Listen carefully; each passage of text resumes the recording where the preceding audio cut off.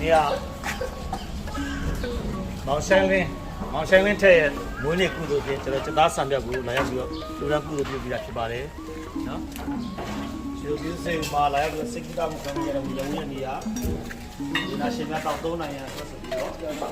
စသားဆံပြုတ်လူခိုင်းလို့ပါဒါလည်းမကပါဘူးရိုးဆံပြုတ်လည်းပါပါတယ်နော်